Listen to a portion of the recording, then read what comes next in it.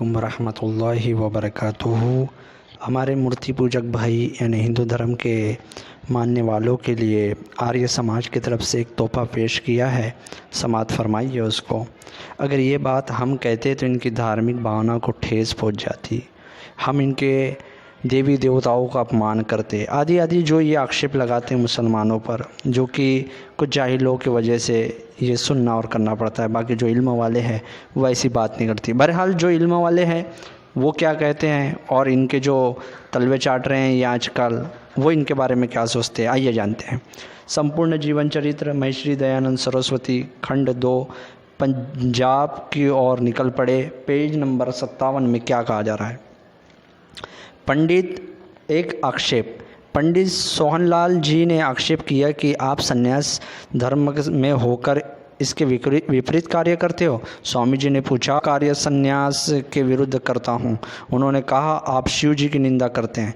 स्वामी जी ने कहा, मैं शिव की निंदा नहीं करता प्रयुक्त जितना शिव को मैं मानता हूँ मेरे मन से अन्य कोई नहीं मानता है। मेरे जैसा तो शिव को कोई मान ही नहीं सकता। उस कल्याण स्वरूप शिव का तो सभी आदर करते हैं। हाँ, तुम्हारा पत्थर का शिव, जो तुम्हारा डमरू वाला शिव है, जो शिवलिंग वाला शिव है, जो जड़ अथवा मृत है, मरा हुआ है, जड़ है, पत्थर है, तथा मंदिरों के भीतर जो घुसा हुआ है, मैं उसको नहीं मानता, ना उसका आदर करता हूँ, ना ही वो आदर के योग्य है। इस पर वह निरुत्तर होकर चला गया।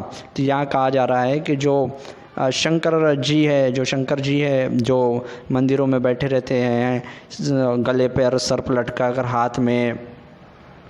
हाथ में त्रिशूल लेके और डमरू बजाते हुए और नंदी की सवारी आदि, ना वो आदर योग्य है, ना आदर करना चाहिए, ना उसको मानते। तो बहरहाल आज से इन्हें भी वो शिक्षा ले लेना चाहिए कि उनका आदर नहीं करना चाहिए और उनको मानना भी नहीं चाहिए। बहरहाल और आगे देखते हैं इस तरीके से कि एक ब्रह्मचारी की लैंग्वेज किस तरीके से होते हैं, आइए जानते हैं। उस दिन दोनों पंडित दिन नगर से आए और उस दिन स्वामी जी व्याख्यान यानी शिव पुराण का खंडन पर था। स्वामी जी ने वो कहानी सुनाई जो महादेव का लिंग बड़ा था और ब्रह्मा और विष्णु क्रमश सुअर और हंस बनकर नापने के लिए गए आदि आदि। ये शिव पुराण का खंडन करते हुए ये बता रहे कि महादेव का लिंग बहुत बड़ा था और ब्रह्मा और विष्णु सुअर और हंस बनकर उनका लिंग नापने चले गए। तो दोनों पंडितों ने कहा, मियाँ महानुभाव की सभ्यता से विरुद्ध कुछ शब्द मुख से बोले आरंभ किए हुए, झूठ बकता है। सामने वाले जो खड़े थे उन्होंने कहा, झूठ बकता है। डॉक्टर बिहारी लाल ने सभा के नियम के अनुसार निवेदन करना कि पहले तुम सुन लेना चाहिए तब पश्चात आक्षेप करे, मुंह से खोलना अच्छा नहीं। परंतु यह संभव था कि अतः में स्वामी जी ने देखा कि लोग बोलने से नहीं रुकते, कहा अब मौन हो जाता हूँ। चुपचाप हो गया दयानंद सरस्वती।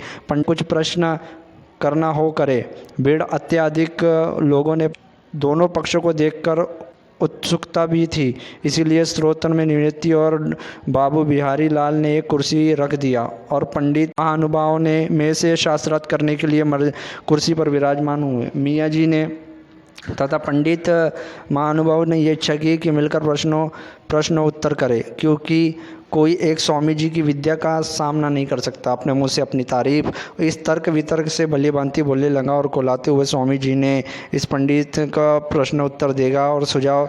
इस तरीके से बातचीत हुई। फिर स्वामी जी ने कहा कि इस प्रकार स्वामी जी ने कहा कि अच्छा, जिसको इच्छा हो वह आकर बारी बारी इसको बताते रहे। और यह अनाशय ही मियाँ हरि सिंह के मुख से ये निकला, क्या कंजेरिया है, यानी वेश्यों का नाच हो रहा है, क्या मुजरा हो रहा है यहाँ पे, जो बीच में आकर ये आवश्यकता है। इस तरीके से वो बात हो गई। तो अगर हम ये बात कहते तो इनकी भावना को ठेस पहुँचाता, हिंदू धर्म की देवी देवताओं को हम गाली देते, इस तरीके से इनकी व्याख्या निकलती। पर इनके जो गुरु है वो क्या कह रहे हैं कि शिव जी का लिंग इतना बड़ा था कि ब्रह्मा जी और विष्णु जी सुअर और हंस बनकर उसको नापने चले आए और आदर भी नहीं करना चाहिए। और जिस तरीके से मैंने एक पिछला वीडियो बनाया था कि स्वामी जी ने कहा कि अगर शिवलिंग पे पानी चढ़ाना है तो अपने मुंह में पानी भर लो और उस पर कुल्ली कर दो, जिससे शिवलिंग का पानी चढ़ जाएगा। बहरहाल इसी तरीके से और नेता